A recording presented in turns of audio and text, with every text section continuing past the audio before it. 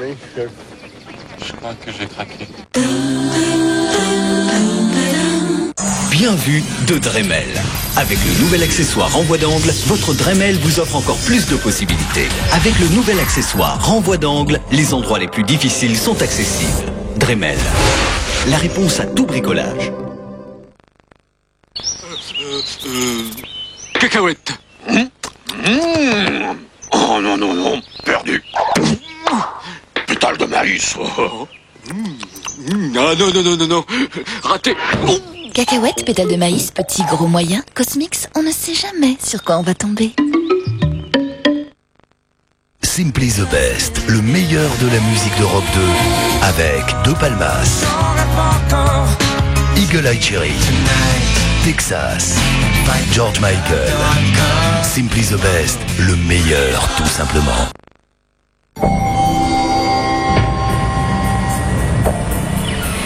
Par une maîtrise naturelle du froid, la technologie multifresh crée dans votre réfrigérateur Fagor les conditions idéales pour préserver plus longtemps la fraîcheur vitale des aliments. Fagor. Technologie pour un nouveau monde.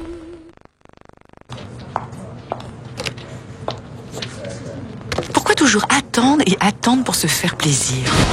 Une école de salsa à Cuba, par exemple. Louise en avait envie. Avec la carte Vacances Loisirs CTLM Aurore, réalisez tous vos projets. Et elle l'a fait. Et aujourd'hui, elle peut enfin dire « Je l'ai fait, je l'ai fait ». Et c'est bien qu'elle se réalise, Louise. CTLM, la vie n'attend pas. 100% Makina. 100% Makina, la compilation Makina de référence. Père de famille respectable et respecté, Monsieur Goulin a appris la semaine dernière par son voisin que la nouvelle Polo Match avait la climatisation, le système audio Volkswagen, l'ABS avec EBV, les 4 airbags, le tout de série. D'un seul coup, tout lui semblait possible. Il a alors affirmé pouvoir marcher pieds nus sur des braises. Nouvelle Polo Match de Volkswagen, à partir de 73 335 francs 99. Imagine all the people. Ah, c'est pas désagréable à regarder. Qu'est-ce que vous faites? C'est pas pour les enfants. Eh bien, ça va pour toi. Tu t'embêtes pas, dis donc. Donc ça reste entre nous. J'ai l'âge, moi. Je peux voir aussi? Ton père consulte nos comptes bancaires sur Internet. Et en plus, il les gère. Crédit Agricole, première banque interactive et premier réseau d'agences. Évidemment.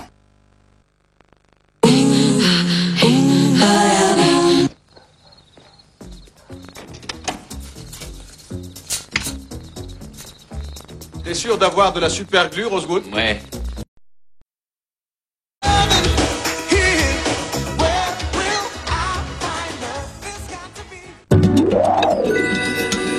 Dans un instant, la météo. Imagine all the people. Ah, c'est pas désagréable à regarder. Qu'est-ce que vous faites? C'est pas pour les enfants. Eh bien, ça va pour toi. Tu t'embêtes pas, dis donc. Donc ça reste entre nous. J'ai l'âge, moi. Je peux voir aussi? Ton père consulte nos comptes bancaires sur Internet. Et en plus, il les gère. Crédit Agricole, première banque interactive et premier réseau d'agences. Évidemment. En 20 ans, En 20 ans, vos oreilles n'ont pas pris une ride. RFM, la radio en or. Jean-Paul Israël, le renard le plus rusé. Jean-Paul Israël, son petit dernier. Incroyable! C'est le nouvel Extra Formule onctueuse. Découvrez toute l'efficacité et l'onctuosité d'un gel. Extra Formule onctueuse pour un résultat impeccable à petit prix extra. C'est ça l'achat malin. Extra, la qualité d'une grande marque à petit prix.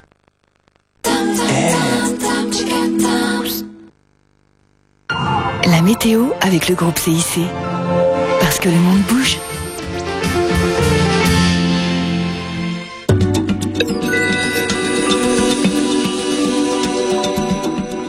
François. Ben voilà, ça c'était une fin de week-end réussie. Il a fait beau partout, enfin presque partout. Nous sommes en France, il ne faut pas oublier que nous sommes sous des cieux tempérés. Le ciel est rarement uniformément bleu et aujourd'hui, les nuages étaient présents surtout sur les Ardennes. On le devine ici, cette carte du monde. On voit des nuages ici sur le nord de l'Europe. Qu'est-ce qui va se passer dans les prochains jours? On regarde d'abord le barographe de TF1 qui nous trace la hauteur des pressions. Regardez comme elles sont montées haut ces pressions et on devine. Eh oui, elles vont baisser ces pressions. On va regarder ce que nous prévoit Météo France dans le balai des anticyclones et des dépressions pour les jours suivants. Donc l'anticyclone, il était bel et bien là aujourd'hui, d'où cette très belle journée. Regardez ce qui s'approche, une petite dépression qui va se promener sur les côtes de la Manche et une autre qui va favoriser des remontées instables de Méditerranée. Vous l'avez deviné, on devrait avoir affaire à des orages dans les jours suivants. Mais pas demain matin.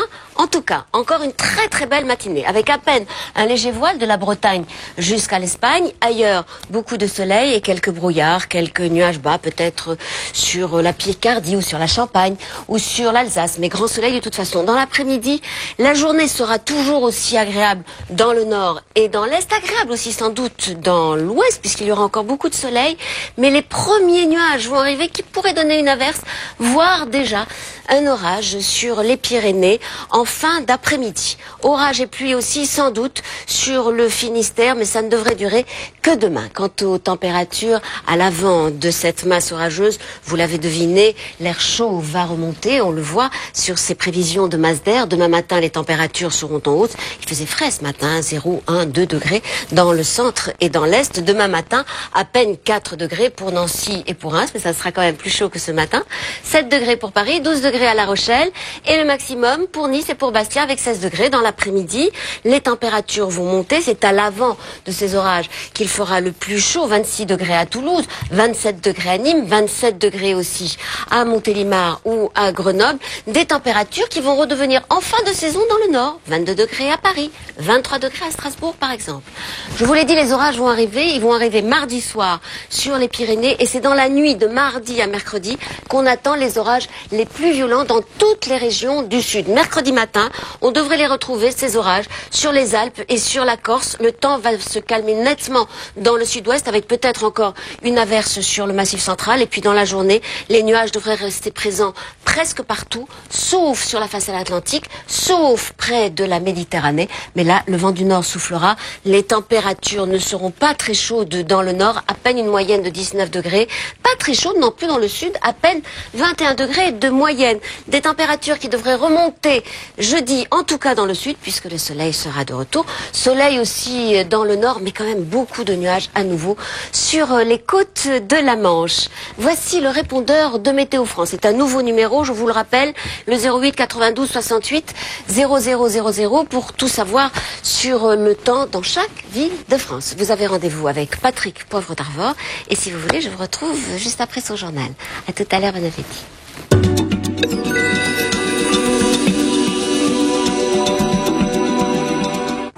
Avec le CIO, groupe CIC.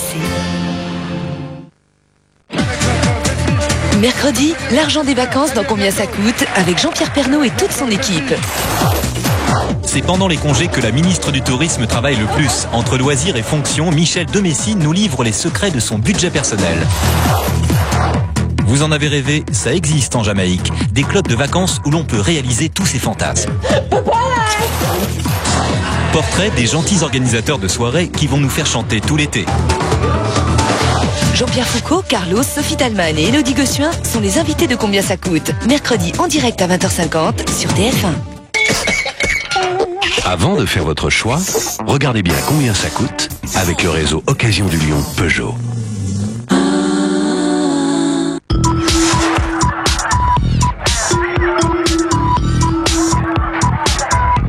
Vivre comme ça, avec France Télécom, bienvenue dans la vie.com.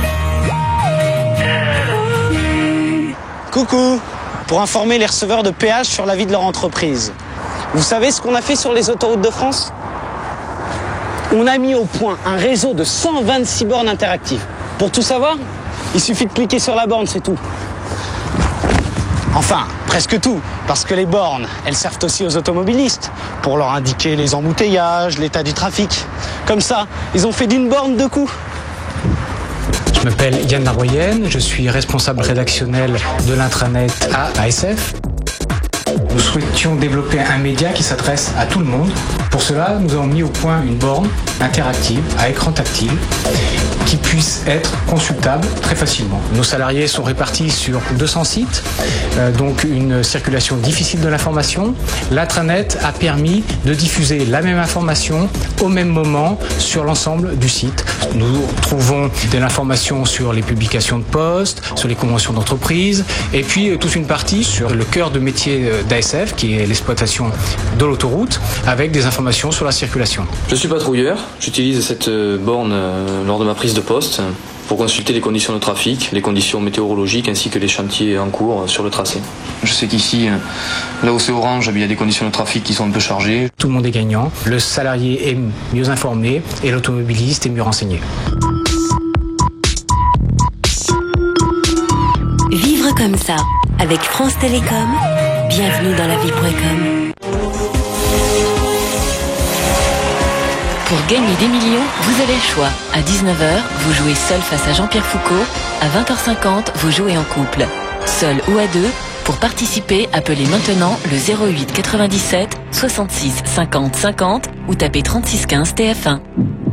TF1 présente Parce qu'il y aura toujours des hommes avec les mousquetaires.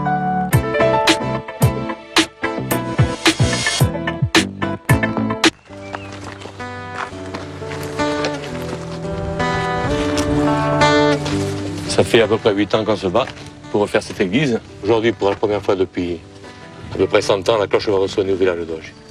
Vouloir faire une église, rebâtir une église dans un endroit pas accessible, quelque part, il faut être un peu fou. Tous les jeunes du village nous aident. Ils sont partie prenante de ce projet. Comme il a dit Dédé, c'est notre terre, c'est notre fierté à nous. Si la chapelle est remontée, je dirais au fond, le village d'Oggi revivra. C'est pour ça même que ça m'a tenté de le faire à la porte. Tous les lundis de Pentecôte, il y aura une messe qui sera dite ici, et le clocher va ressonner. Je trouve ça formidable. J'aime beaucoup ces initiatives.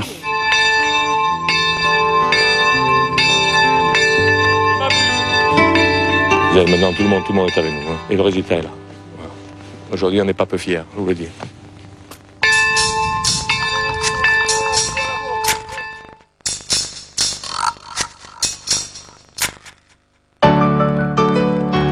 Parce qu'il y aura toujours des hommes avec les mousquetaires. Ce soir, à 20h50, loin des yeux, Véronique Jeannot perd un patient sur sa table d'opération. Une épreuve qu'elle cherche à oublier en Afrique, où elle part refaire sa vie de chirurgien et de femme. À 23h35, célébrité. Ursula Andress, Emmanuel Filiberto de Savoie, Jacques Vergès et Massimo Gardia commentent l'actualité des stars. 20h50, loin des yeux. 23h35, célébrité. Ce soir, sur TF1.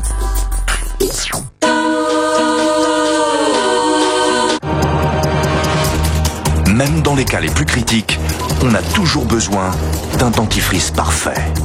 Découvrez le nouveau Teraxil Perfect. Ultra pratique, ultra précis, ultra hygiénique. Sa formule Microprotect vous apporte une protection complète et renforce vos dents. Nouveau Teraxil Perfect, le dentifrice parfait en toute situation. Teraxil Perfect, rien n'est plus intelligent pour vos dents.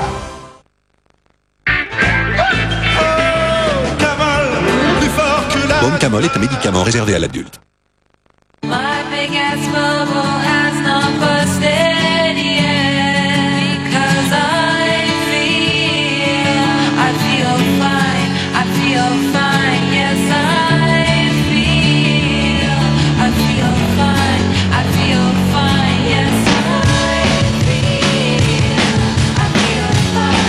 Nouvelle Xara HDI 110 chevaux.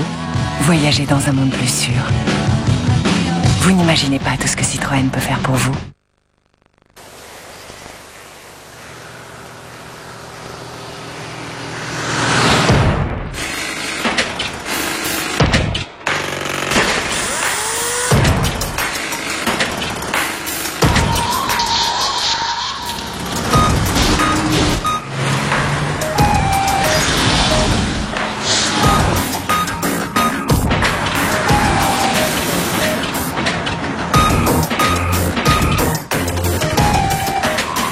Produire plus d'énergie, c'est une nécessité. Mais préserver l'environnement, c'est vital.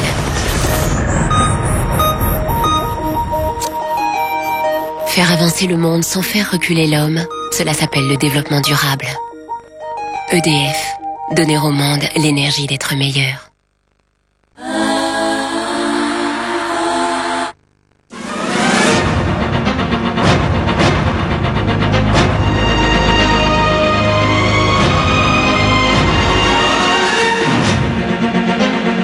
Mesdames, Messieurs, bonsoir. Voici les titres de l'actualité de ce lundi de Pentecôte. Dans 1 heure, le petit village du Châtelet dans les Ardennes sera entièrement déserté.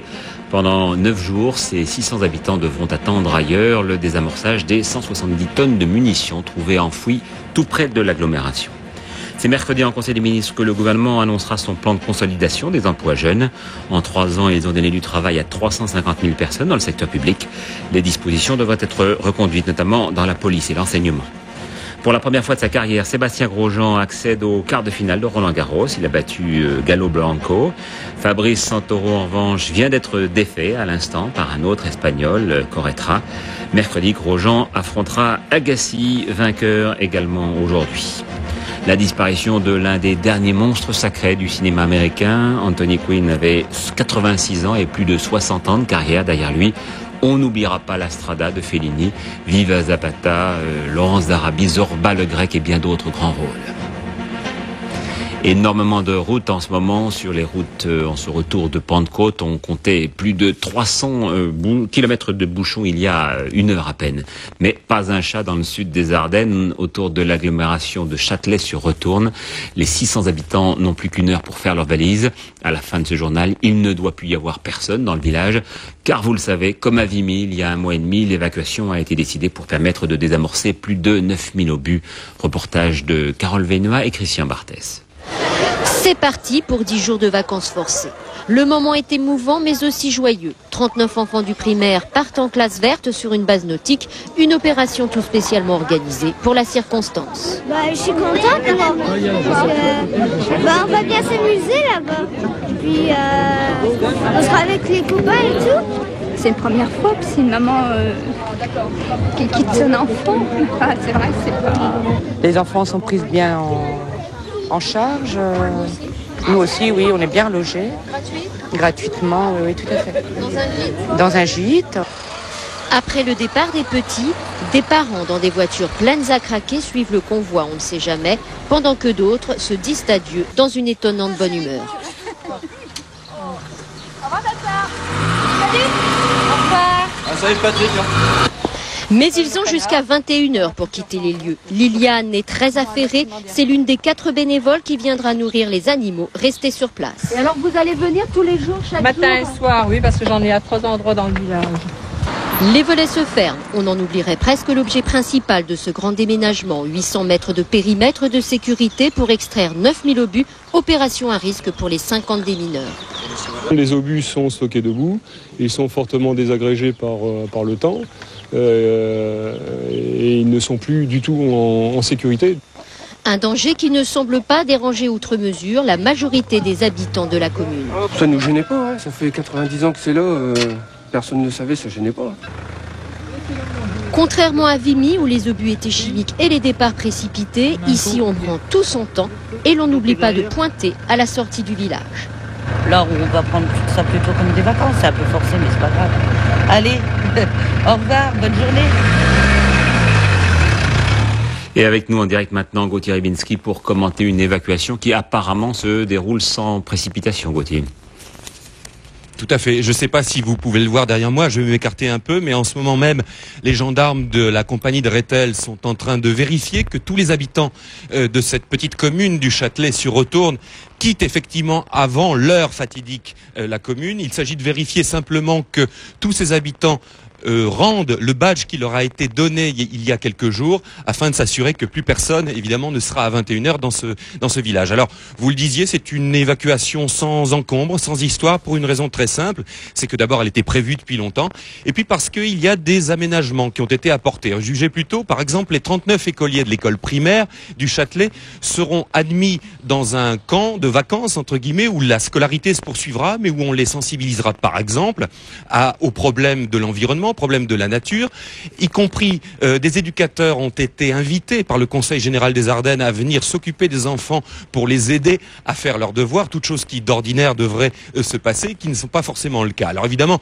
il ne faut pas voir ça d'une manière tout à fait idyllique. Il y a des entreprises qui vont être gênées, comme par exemple le silo à grains que vous voyez peut-être derrière moi, mais malgré tout, il faut préciser que des dérogations ont été accordées, des dérogations entre 6h30 et 7h30 le matin, et entre 19h15 et 20h15 le soir, donc, pour permettre aux responsables d'entreprise, pour permettre aux agriculteurs et pour permettre aux bénévoles qui s'occuperont des animaux domestiques de pouvoir se rendre sur les lieux. À préciser d'ailleurs que les opérations de déminage durant ces dérogations de passage seront évidemment interrompues. Merci Gauthier. Un accident dramatique s'est déroulé hier après-midi sur un viaduc de l'Allier où après un saut à l'élastique raté, une jeune fille a trouvé la mort et son compagnon a été gravement blessé. Les premiers éléments de l'enquête évoquent une faute de l'organisateur qui a été placé en garde à vue et mis en examen il y a moins d'une heure. Un accident extrêmement rare, c'est le 5e depuis 15 ans que cette activité existe. Sylvie Pinatel et Valérie Senet vont enquêter. Adeline Pélez, 22 ans, a été tuée sur le coup. Son ami est grièvement blessé. L'organisateur de leur saut en tandem, mis en examen, responsable local de la société Élastique Frisson, s'est trompé. Le responsable du saut considère que l'accident a été généré par une erreur de sa part qui a consisté à choisir un élastique qui n'était pas conforme donc au poids représenté par les deux personnes qui sautaient ensemble. Pendant un moment d'inattention, il a choisi entre deux élastiques, le mauvais. Celui prévu pour une charge de moins de 80 kg, insuffisant donc pour supporter le couple. Sous le poids trop élevé, l'élastique s'est tendu à son maximum, beaucoup trop, en fait jusqu'au sol, 67 mètres plus bas. Bien poussé sur cette petite jambe. Pionnier dans ce sport, la société Hackett organise plus de 10 000 sauts par an et pratique le tandem avec 2 cordes et non une seule. Pour moi, le point le plus important, c'est d'avoir, et tout le monde va le comprendre, d'avoir un airbag en dessous, c'est-à-dire soit de l'eau, soit un airbag tout simplement, mais le mieux étant de l'eau. Parce que si effectivement il y a un problème de poids, eh bien la personne va simplement rentrer dans l'eau, sa vitesse va être ralentie, elle va juste rentrer dans l'eau comme si elle plongeait de l'équivalent d'un plongeoir de 2 mètres ou 3 mètres. La réglementation ministérielle exige que les élastiques soient changés tous les 150 sauts. Seul problème, les autorités comme la gendarmerie, habilitées à contrôler les sociétés de sauts qui fabriquent elles-mêmes leurs élastiques, ne sont en fait pas compétentes d'un point de vue technique pour juger de la qualité du matériel. Toutefois, cet accident reste exceptionnel. C'est le 5e sur 1,5 million de sauts effectués en France depuis près de 15 ans. Et n'oublions pas qu'il y a 10 ans, jour pour jour, le cascadeur Alain Prieur trouvait la mort dans l'exercice de son métier et de sa passion. On est toujours sans nouvelles du spéléologue bloqué depuis hier soir dans un gouffre de l'Hérault. Selon ses compagnons d'équipée, il devrait se trouver dans une cavité à plus de 70 mètres de profondeur. Il s'agit d'un spécialiste confirmé qui connaît bien la région. Sur place, nous retrouvons Christophe Pétraud et Jean Delguidis. Ils sont rentrés samedi soir dans le gouffre de Fontanille. 4 spéléologues motivés par le désir d'explorer cette cavité réputée difficile. Ils passent 5 siphons complètement inondés, 1300 mètres de progression en tout. Là, Patrick, l'un des 10 meilleurs spéléos français, va au-delà de la cote de 77 mètres où personne n'est jamais allé. Mais il ne remonte pas à l'entrée de ce 6e siphon où l'attend son coéquipier. Dans la nuit, les secours sont prévenus et aujourd'hui, la difficulté a consisté pour secourir Patrick à réunir des spéléoplongeurs capables de descendre à de telles profondeurs. Sur le terrain, à l'heure où je vous parle, nous avons reçu le renfort de 2 équipes nationales de spéléoplongeurs aptes. Certains connaissent parfaitement la cavité, d'autres l'ont même topographiée. Donc nous pouvons ce soir engager une équipe de spécialistes. Ce sont les meilleurs nationaux qui sont là. Aucun contact n'a été établi avec le spéléologue bloqué et personne ne sait s'il est blessé ou s'il manque simplement d'autonomie dans ses bouteilles pour remonter seul. Les secours espèrent le trouver à l'entrée de ce 6e siphon dans une galerie sans eau. La difficulté, c'est surtout pour le portage du matériel parce qu'il s'agit d'un long parcours et nous avons besoin de beaucoup de bras pour porter, etc. Donc c'est une opération vraisemblablement de longue durée et j'espère qu'il se terminera bien. La descente des secours devrait commencer ce soir et durer 5 heures. Le même temps au moins est nécessaire pour remonter et rassurer, on l'espère, la famille du spéléologue. Dans les Alpes suisses, 2 randonneurs français se sont tués, 2 autres se sont blessés après avoir glissé et chuté dans le vide. Et puis dans les Alpes italiennes, cette fois, 2 alpinistes français, là aussi, sont morts après une chute de plus de 300 mètres. Enfin, aujourd'hui, un pilote anglais de Spitfire s'est écrasé lors d'un meeting aérien près de Rouen. Un lundi de Pentecôte classé rouge sur les routes des retours. Je vous le disais, plus de 300 km de bouchons au dernier pointage. Une fois de plus, les routes étaient sous haute surveillance pour ce dernier pont du printemps. En Loire-Atlantique, pour inciter les automobilistes à la prudence, des carcasses de voitures accidentées ont été disposées le long des axes les plus meurtriers. Reportage de Cécile Madronet et Jean-François Amar. L'image rappelle volontairement celle d'un accident mortel, avec des carcasses de voitures calcinées disposées entre Nantes et la côte atlantique. Cette nouvelle campagne de sécurité routière cherche d'abord à marquer les esprits. Ça fait peur d'abord. Tout d'abord, ça fait peur. Après, ça incite à la prudence un peu quand même, quoi. Vaut mieux ralentir et puis se reposer surtout et faire des temps d'arrêt. La plupart des accidents, c'est par rapport à l'alcool, vitesse, imprudence aussi. Ça fait réfléchir déjà quand on voit la carcasse et puis sans compter les accidents qu'on voit déjà sur la route. Et pendant ce week-end de circulation très dense, sur les aires de repos, des élèves de l'école de police vont à la rencontre des automobilistes pour mieux faire passer ce message de prévention. Dans ce tract, on parle de tous les petits détails qui sont afférents à la circulation. Donc le non-port de la ceinture par exemple, la vitesse excessive qui peut engendrer des accidents mortels. Lancée par le Conseil général de Loire-Atlantique, cette campagne s'adresse plus particulièrement aux jeunes, car les 18-24 ans figurent parmi les premières victimes de la route. Le week-end dernier, encore sur cette route, il y a eu 2 morts. Tous les week-ends, il y a des morts sur cette route. Donc il faut qu'ils fassent vraiment très attention. Et sur l'ensemble du département, dans la nuit du samedi à dimanche, on s'aperçoit qu'il y a une montée importante des accidentés de la route et des accidents mortels. La campagne se poursuivra plusieurs mois, notamment lors des grands départs en vacances. L'an dernier, la Loire-Atlantique a enregistré 2169 accidents corporels et 157 personnes sont mortes sur les routes du département. 4 ans après la mort de la princesse de Galles et de son compagnon Dodi Al-Fayed dans un accident de la circulation à Paris, les photographes qui avaient bénéficié d'un non-lieu pour homicide par imprudence sont à nouveau mis en examen, cette fois pour atteinte à l'intimité de la vie privée. Explication de Pierre Barretti et Claire Vanberg.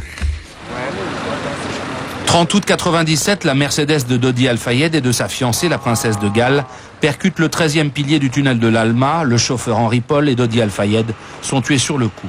Diana mourra 3 heures plus tard. Les 9 photographes qui suivaient de près ou de loin la princesse sont mis en examen pour homicide et blessures involontaires. 2 juges sont saisis. Finalement, 2 ans plus tard, les photographes sont tous blanchis par un non-lieu. Mais les avocats de Mohamed Al-Fayed, eux, insistent. Pour eux, il y a un lien entre la présence permanente des photographes et l'accident. C'est la nouvelle plainte pour atteinte à l'intimité de la vie privée. En résumé, les photographes étaient trop pressants. L'alcool dans le sang du chauffeur n'explique pas tout, n'explique pas sa vitesse excessive, n'explique pas le trajet qu'il avait pris. Et depuis le début, je ne dis qu'une chose, vous supprimez la chasse de certains photographes et vous n'avez plus d'accident mortel. Car retranchée dans le Ritz cerné, Diana a bien tenté d'échapper à ses poursuivants, alors atteinte à l'intimité de la vie privée ou bien travail normal des photographes.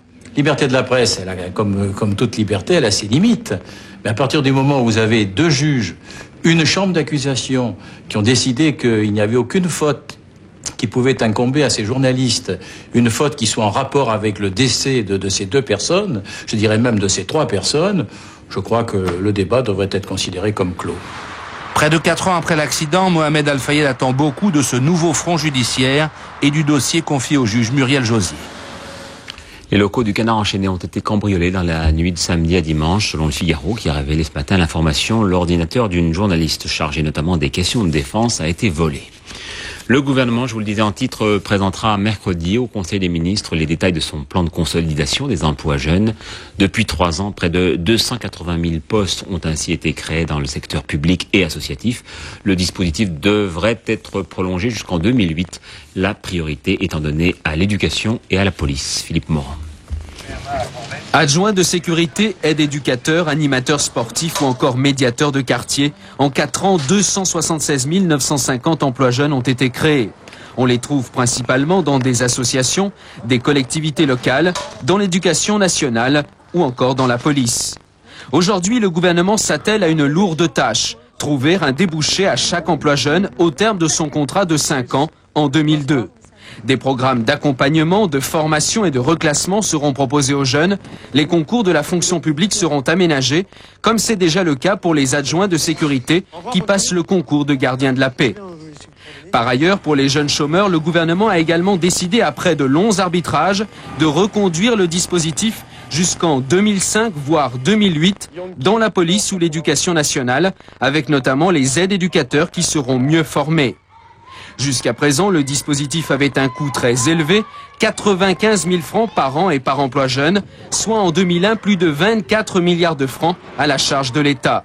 Le ministère de l'Emploi va donc revoir l'attribution des aides aux associations et aux collectivités locales.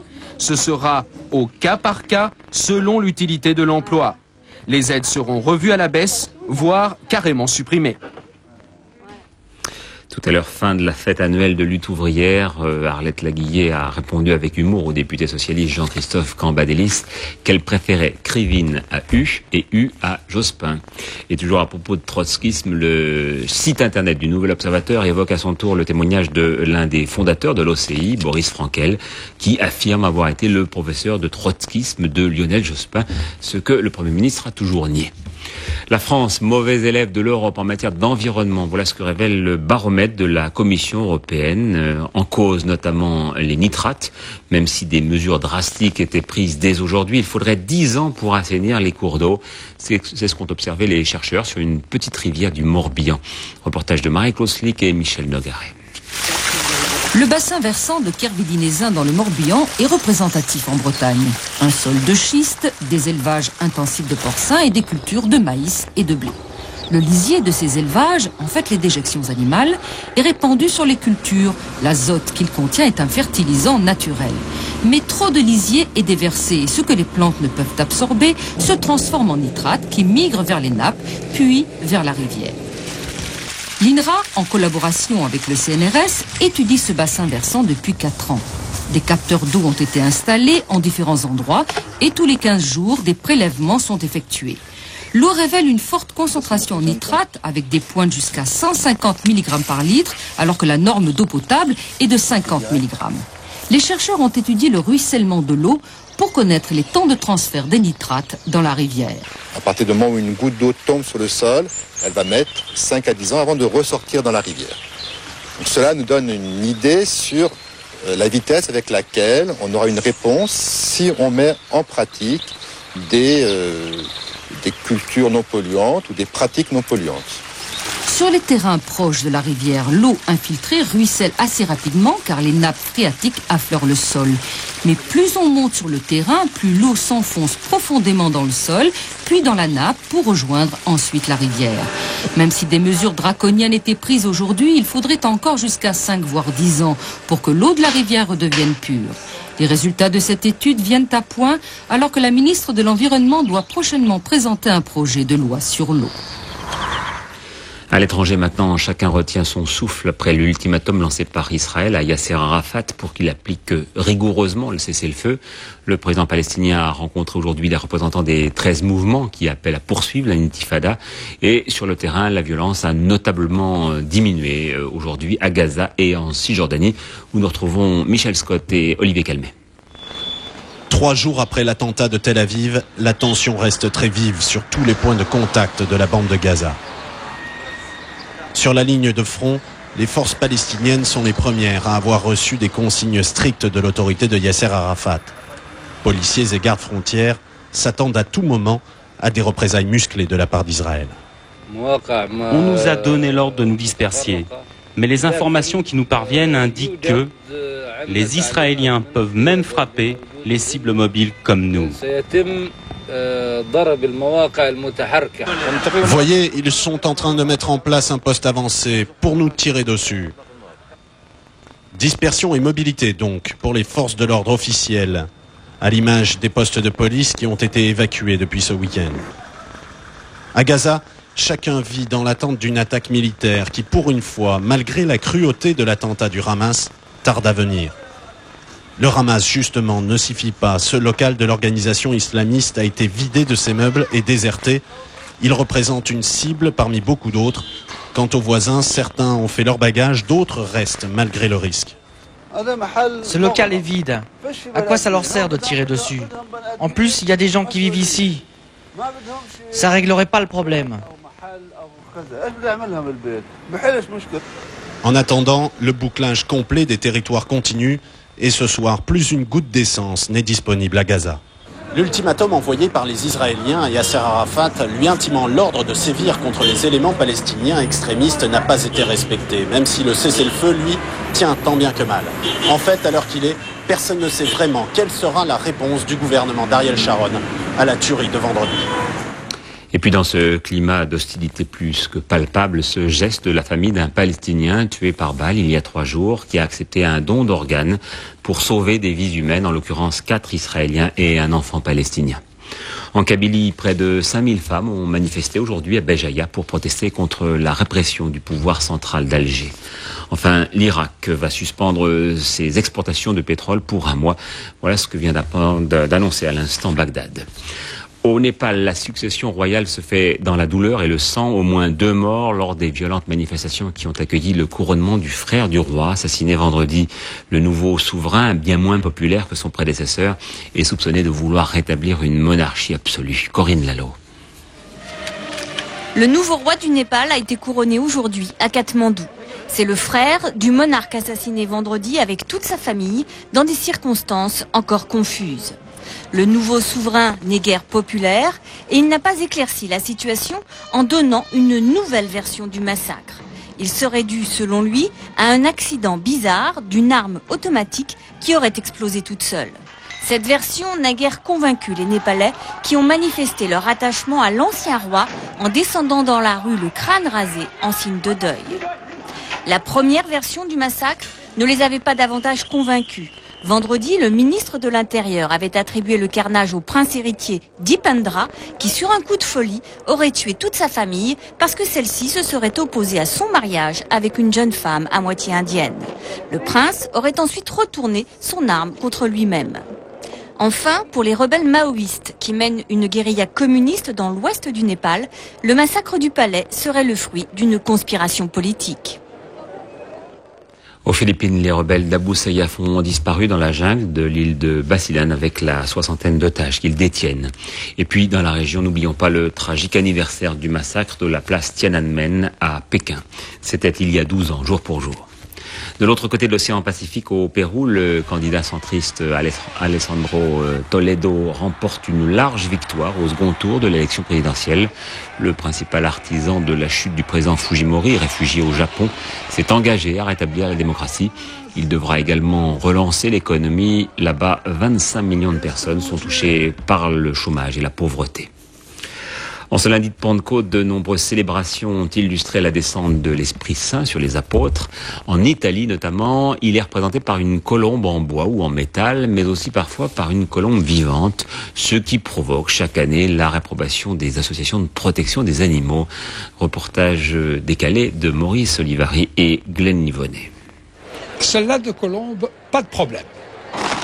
Elle a le feu au derrière, mais elle est en carton-pâte. Et heureusement pour elle, car avec le feu d'artifice qu'elle déclenche, elle finirait rôtie. Ici, c'est une autre affaire. La colombe est vivante. Et jusqu'à l'année dernière, elle était attachée les ailes déployées dans un disque auquel était fixée une dizaine de fusils. Quant au vol plané, il finissait au milieu d'une pétarade qui déclenchait invariablement la fureur des amis des animaux. Nous avons même envoyé une pétition au pape pour qu'il interdise l'utilisation des animaux dans les fêtes religieuses. C'est stupide de croire que l'Esprit Saint puisse descendre sur terre de cette manière-là. Cela dit, l'Esprit Saint a bien dû souffler quelque part, puisque cette année, la colombe est protégée par un tube de plexiglas, toujours équipé, il est vrai, de rétrofusées. Ce qui n'a pas désarmé pour autant les colombophiles. L'affrontement a même été évité de justesse. On s'est contenté de se traiter de tous les noms d'oiseaux. Il ferait mieux de se préoccuper de ceux qui meurent de faim. C'est une tradition qui remonte à plus de 1000 ans et ces imbéciles ne comprennent rien à rien. Le vol plané s'est déroulé comme prévu. Et c'est avec une émotion intense que les organisateurs sont allés aux nouvelles de la rescapée. Apparemment intacte, elle a même été examinée par 2 vétérinaires qui ont été formels, mais qui feraient bien de se méfier. On devrait accrocher les vétérinaires au câble, les recouvrir de pétards et voir s'ils seraient contents à l'arrivée. L'évêque, en tout cas, est satisfait. La colombe est saine et sauve et l'Esprit Saint sans doute rassuré.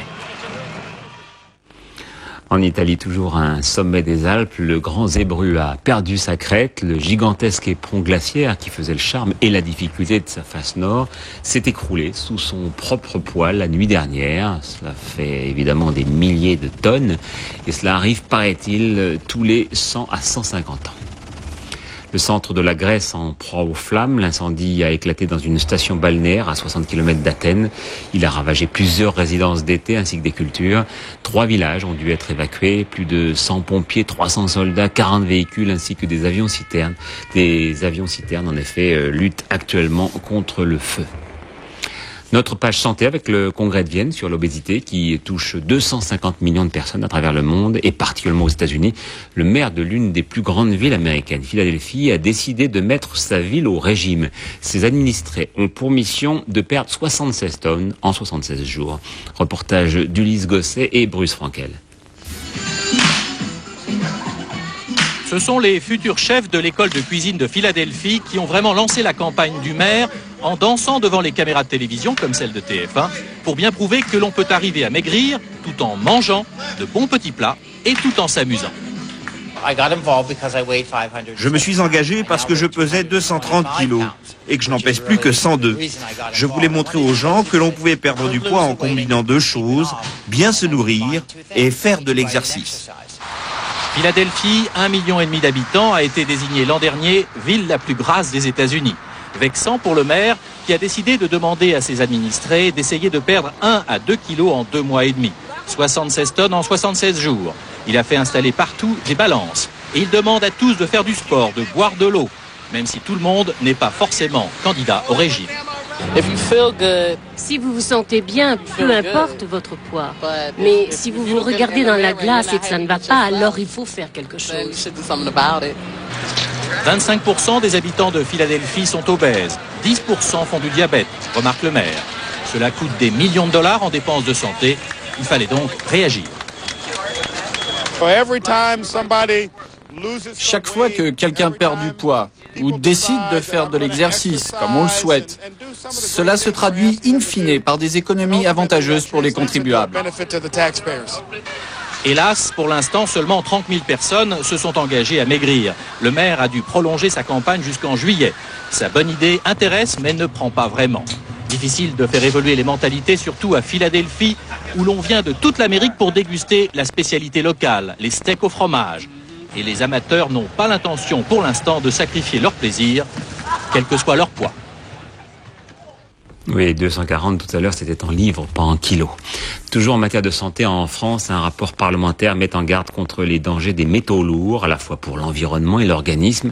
Il vise en particulier les amalgames dentaires. Explication de Corinne Lalo et Olivier Stambach. Contrairement à ce que l'on pourrait croire, les plombages dentaires ne contiennent pas du plomb, mais du mercure. Un toxique notoire qui se relargue progressivement dans la bouche avec la mastication. Avec cet appareil, le docteur Mellet mesure un taux de vapeur de mercure élevé chez une personne avec 7 plombages. Et ces vapeurs, suivant le mode respiratoire du sujet, peuvent arriver dans les poumons et là, elles sont absorbées à 80%. Le mercure se fixe principalement dans le cerveau, le foie et les reins. Mais quelle dose l'organisme peut-il tolérer sans être malade? Le débat reste ouvert, comme le montre le rapport parlementaire sur les dangers des métaux lourds pour l'environnement et la santé. Donc, être très prudent, faire attention aux groupes à risque et utiliser chaque fois que c'est possible des produits de substitution, matériaux composites. Le rapport ne va pas jusqu'à demander d'interdire le mercure dans les plombages, mais comme les opposants au mercure, il attire l'attention sur les précautions extrêmes à prendre lorsqu'on les enlève. En 5 minutes de fraisage, on peut prendre autant de vapeur que durant 2 ans de vie quotidienne. Il faut un masque pour le dentiste et le patient, une aspiration puissante et un champ opératoire, comme l'explique Bernard Montin dans son livre « Les dangers des plombages ». Quand j'étais étudiant, on m'expliquait que je n'avais pas le droit de toucher les amalgames au mercure avec les doigts parce que c'était toxique pour moi, alors que ça n'était pas pour la personne qui était devant moi. Après, on a interdit les thermomètres au mercure. Maintenant, on interdit de jeter les déchets mercuriels dans la poubelle alors qu'on a le droit de les laisser dans la bouche des autres. Ça me semble assez incohérent. Le rapport parlementaire souligne qu'il faut en outre tenir compte des personnes qui se portent mieux après enlèvement des amalgames. C'est le cas de Marie-Rose qui avait passé 10 ans en fauteuil roulant. J'ai une formation de comptable et moi et un, ça fait 2.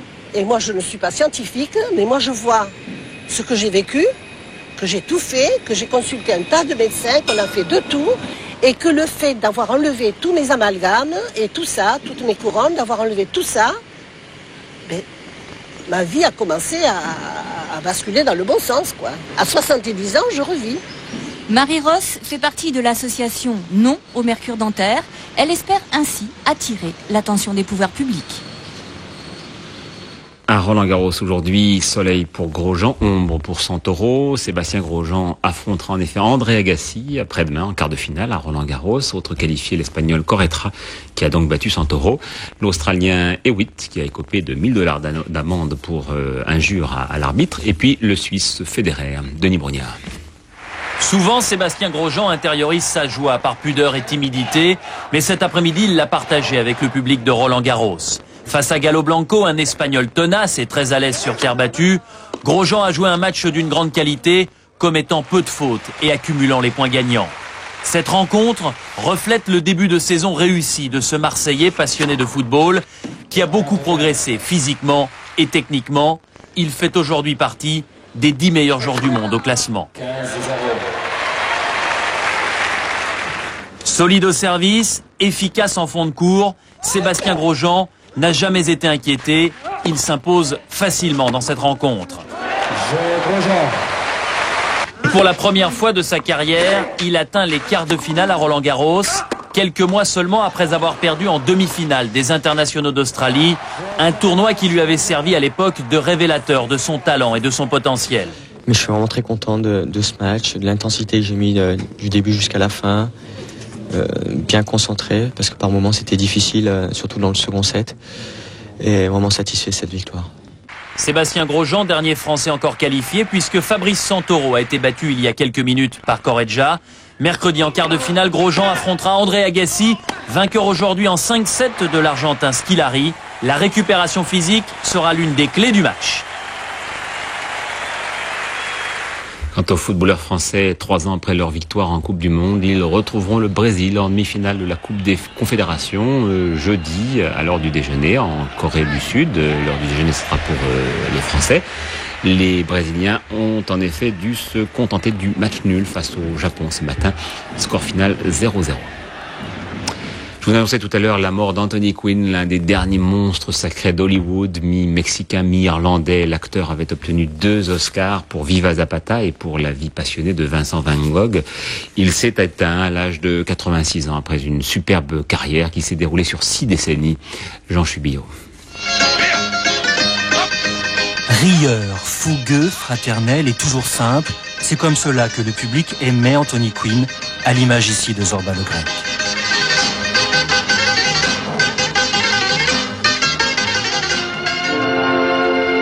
Né au Mexique en 1915, longtemps on lui demandera de jouer des personnages métissés. Dès les années 50, c'est en jouant de sa fragilité, de sa sensibilité, qu'il enlèvera cette étiquette. En 1954, son talent jaillit dans la Strada de Fellini. Anthony Quinn devenait une star.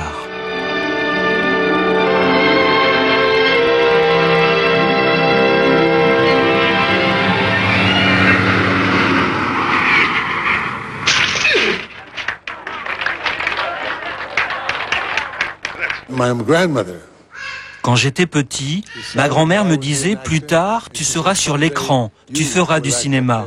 Je disais « Moi », mais je suis trop petit. Elle me disait « Tu seras aussi grand qu'eux ». En 1956, il accepte le rôle de Quasimodo dans Notre-Dame de Paris, aux côtés de Gina Lollobrigida. Pourquoi te caches-tu? Non. Tu as peur que je te regarde? Dans un pays où tout le monde serait bâti comme toi. Moi, on me jetterait des pierres. J'ai toujours été laid. J'ai toujours fait peur. À 93 ans, Jean Delannoy se souvient. C'est une épreuve considérable d'avoir un maquillage comme celui-là, une bosse, etc. Tout ça, c'était très très difficile à supporter. Et il l'a fait admirablement, bien sûr.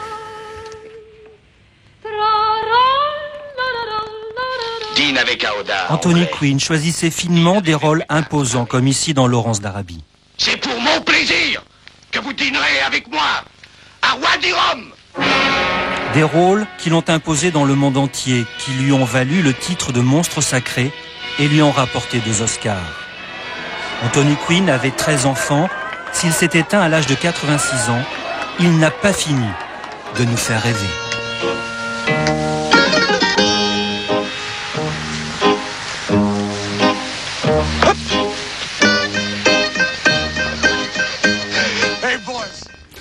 Le célèbre parc du Puy du Fou propose cette saison un nouveau spectacle qui, après la guerre de Vendée, évoque l'occupation romaine de la Gaule. Robert Werner et Gilbert Marcinier ont assisté à ces nouveaux jeux du cirque très impressionnants. La Légion romaine revient en Vendée et parade devant le gouverneur Marcellus. Défilent des chrétiens gaulois condamnés aux jeux du cirque. Et tous ces légionnaires exhibant les trophées dans un stadium gallo-romain en pleine campagne au Puy du Fou. Construit avec le concours de spécialistes et des monuments romains du IIIe siècle après Jésus-Christ. Dis donc, a voulu narguer le divin empereur de Rome. C'est moi. Lui, c'est Damien, un Romain converti qui devra se battre contre les meilleurs gladiateurs qu'il vaincra. Et puis, lutter encore à bord d'un quadrige contre les meilleurs cochers de Rome, dans une course-poursuite effrayante menée par des puy-follets bénévoles, devenus de vrais cascadeurs pour l'occasion, sous la houlette du spécialiste Mario Luracci. Damien vaincra encore devant le gouverneur qui lui tourne le dos. Faites entrer les fauves. Et qui fait envoyer les fauves. Les fauves qui s'élancent vers Soline, la fiancée de Damien, retenu impuissant dans une cage. Des fauves dressés par Thierry Leportier, l'un des champions du film Gladiator. Mon Dieu, pitié! Mais Damien et Soline vont triompher, alliant le courage à la foi face à l'histoire. Un spectacle que vous pourrez découvrir plus longuement dans reportage dans 3 semaines, le 23 juin.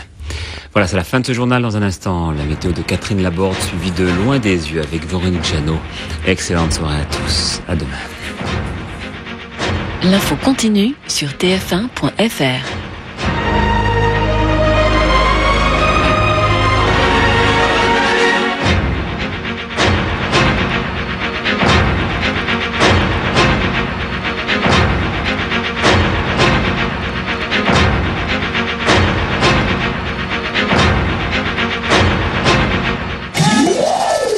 Dans un instant, Loin des yeux, Véronique Jeannot perd un patient sur sa table d'opération. Une épreuve qu'elle cherche à oublier en Afrique, où elle part refaire sa vie.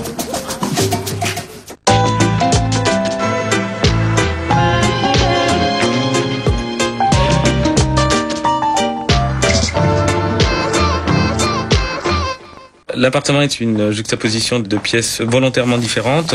Chaque fois qu'on passe d'une pièce à une autre, on change d'atmosphère, on change d'univers.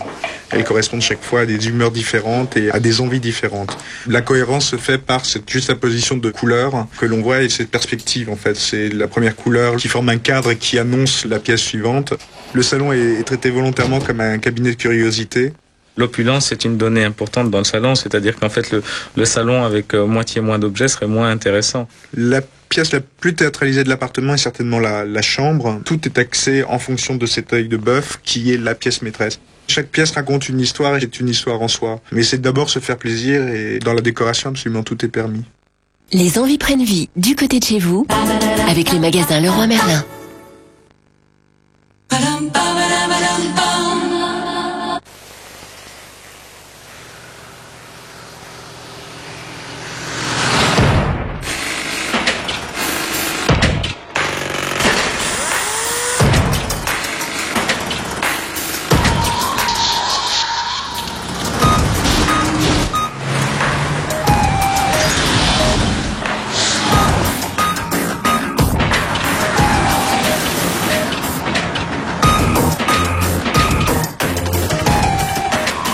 Produire plus d'énergie, c'est une nécessité.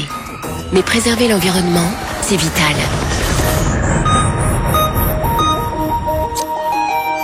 Faire avancer le monde sans faire reculer l'homme, cela s'appelle le développement durable. EDF, donner au monde l'énergie d'être meilleur. Mardi, recette à l'alsacienne. Une tranche de bacon sur un lit d'oignons frais, un pain croustillant, une délicieuse sauce à la crème fraîche, au goût légèrement fumé. Et vous voilà transporté en Alsace.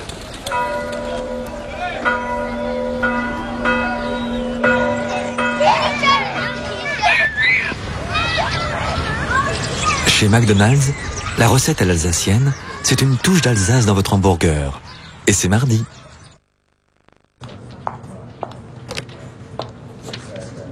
Pourquoi toujours attendre et attendre pour se faire plaisir? Une école de salsa à Cuba, par exemple. Louise en avait envie. Avec la carte Vacances-Loisirs CTLM Aurore, réalisez tous vos projets. Et elle l'a fait. Et aujourd'hui, elle peut enfin dire « Je l'ai fait, je l'ai fait ». Et c'est bien qu'elle se réalise, Louise. CTLM, la vie n'attend pas.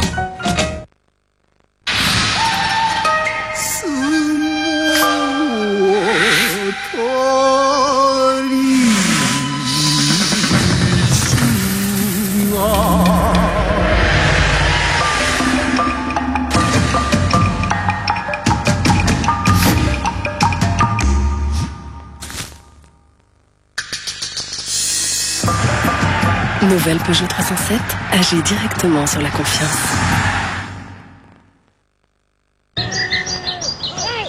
Le coup de barre de 11h. Si Lilian Thuram ne l'a pas, c'est qu'au petit déjeuner, il a mangé des lus petits déjeuners. Du blé et des sucres lents qui donnent une énergie à diffusion progressive pour tenir toute la matinée. Lus petit déjeuner, de l'énergie pour tenir jusqu'au déjeuner.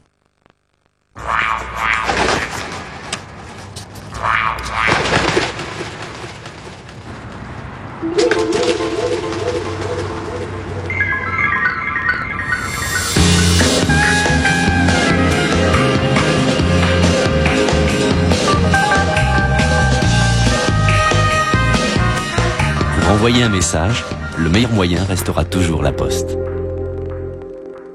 Pour le courrier électronique, découvrez maintenant laposte.net. Ce que l'avenir vous promet, la Poste vous l'apporte.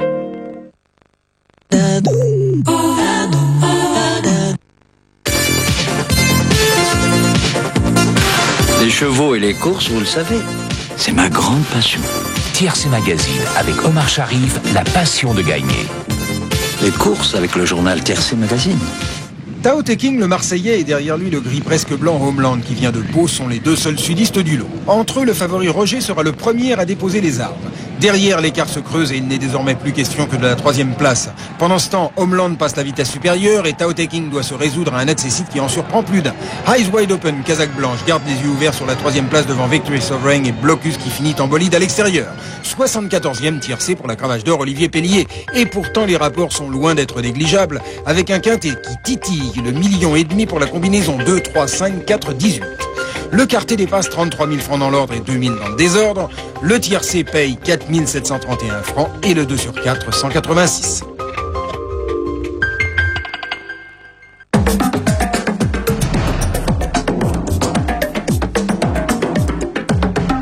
Demain s'imagine aujourd'hui avec Gann. Donc le slam, c'est une nouvelle forme d'expression de la poésie, c'est un art oratoire. Mais où est Dieu? Comme disait un petit poisson rouge. Il n'y a jamais de musique, c'est un texte à la fois, pas plus de 5 minutes, et un poème dit un vers offert. Il y a la flor del romero verde. RERB 901 1997 12h07. Le travail blesse, bosser fait mal à la tête. Ce qui caractérise le slam, donc je rappelle que c'est un mouvement, c'est la diversité. Donc on va trouver tous les types de textes. La peinture atone. Et regardez s'en aller une cravate jaune. Sur le cercle vicieux. Tu es dans ma tête. Sur le passé, le pas assez. L'objectif du slam, c'est de démocratiser la poésie et c'est de renouer un peu avec tout ce patrimoine, ce passé, toute cette culture qu'on a en France de la poésie. Est-ce qu'on bouffera demain car faut nourrir la tribu et faire la lessive à la main? Mêlé d'une façon solennelle et mystique les tout-puissants accords de la riche musique.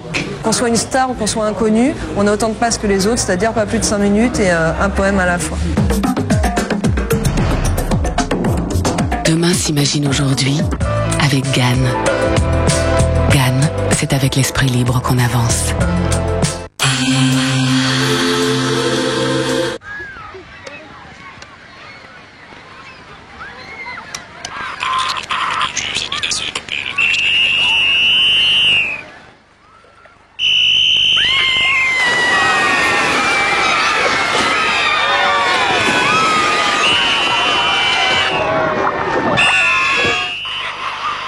C'est sûr, ça énerve d'apprendre que l'Opel Corsa est à 58 500 francs.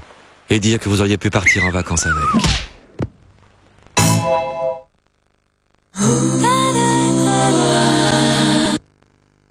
La météo avec le groupe CIC. Parce que le monde bouge.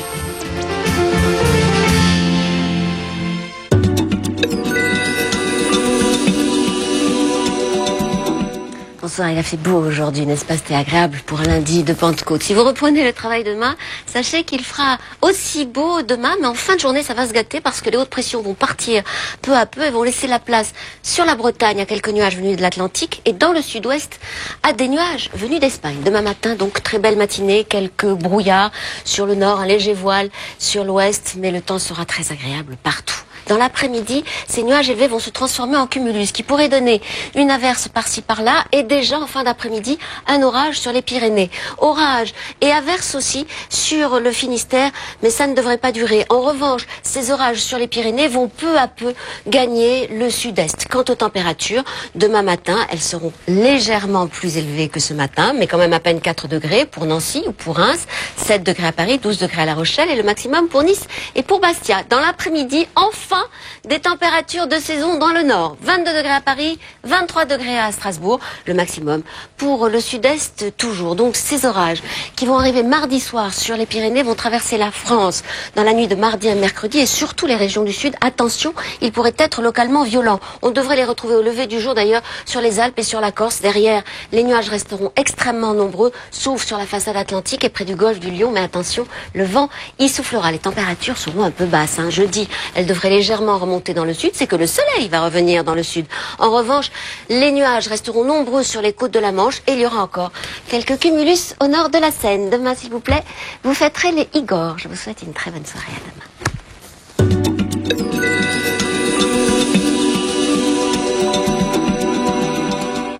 Avec le CIO, groupe CIC. Prévenez département narcotique Key West. Reçu.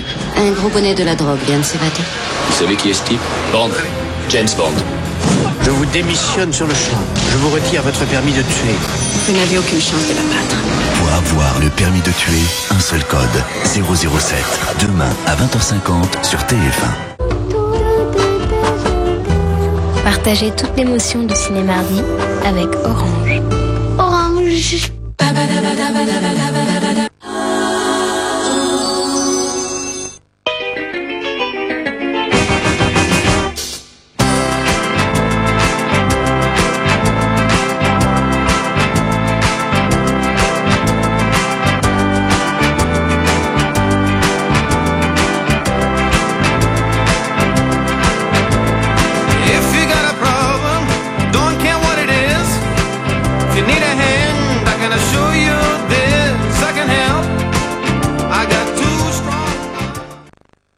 Moi, je sculptais à partir de fromage blanc 0%. Bon, ça, je n'en mangeais pas.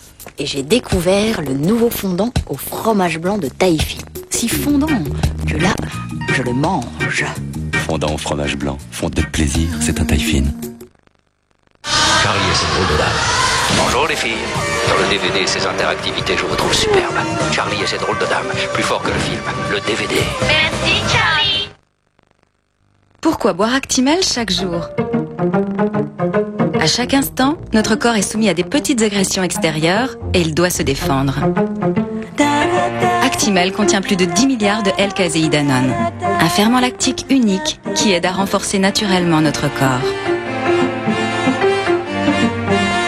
Chaque jour, boire Actimel, c'est aider nos défenses naturelles. Actimel de Danone, aidons nos défenses naturelles. Messieurs, vous savez compter. C'est pas le moment. Vous avez loué une voiture. Certes. Chez Ada. Non. Donc, vous ne savez pas compter. Vous savez conduire. Apprenez à compter. Ada, libre à vous de dépenser plus. Dans une maison, on n'en a jamais fini avec les traces. Les lingettes Saint-Marc surface vitrée enlèvent d'un simple geste toutes les petites traces. Elles font briller toutes vos surfaces vitrées et gardent votre maison parfaitement propre grâce à leur formule à l'alcool. Lingettes Saint-Marc surface vitrée, respirez Samarella.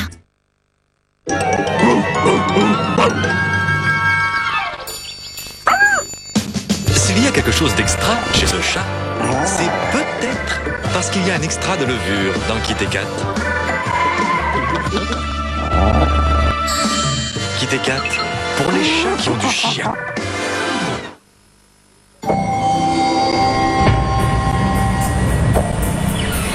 Par une maîtrise naturelle du froid, la technologie Multifresh crée dans votre réfrigérateur Fagor les conditions idéales pour préserver plus longtemps la fraîcheur vitale des aliments.